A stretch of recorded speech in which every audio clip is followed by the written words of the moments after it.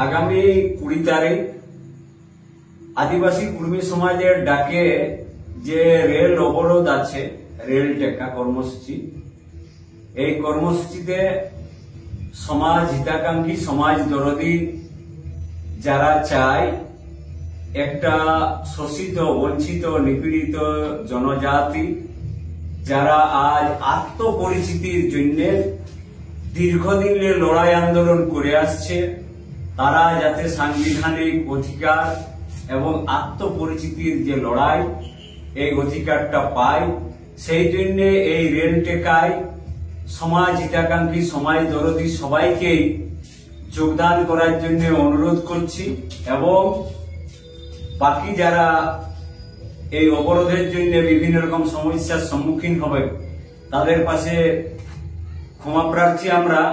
কিন্তু আমাদের উপায় নাই, সরকার বোবা কালা সরকার। আমরা বিভিন্ন রকম আবেদন নিবেদন করার পরেও এই সরকার কিন্তু আমাদের দাবিকে দীর্ঘদিন টাল বাহানার মাধ্যমে আটকায় রেখেছে। বাধ্য হয়ে আমরাকে এই বারবার রেল অবরোধ, রাস্তা অবরোধের পথে যেতে হচ্ছে এবং আমরা সবাই আগামী 20 তারিখ কোন প্রশাসনের চমকা হুমকানির ভয় নাই, থাকলেও কোনো সমস্যা নাই।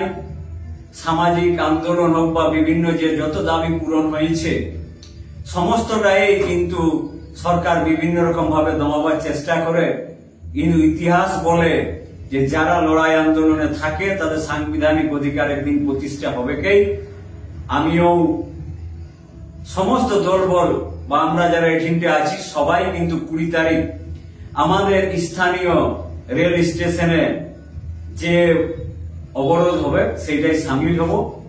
কোনো ভয় নাই, সবাইকে এই অবরোধে সামিল হওয়ার আহ্বান জানাই।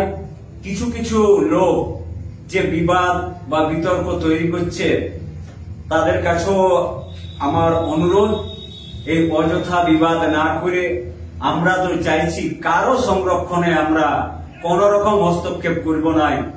আমরা আমাদের যে অধিকার দরকার হলে ট্রাইব এ বি হতে পারে, ট্রাইবের 1, 2 হতে পারে, কারণ যারা বর্তমানে শিডিউলে আছে তাদের সংরক্ষণ সেই জায়গায় থাক।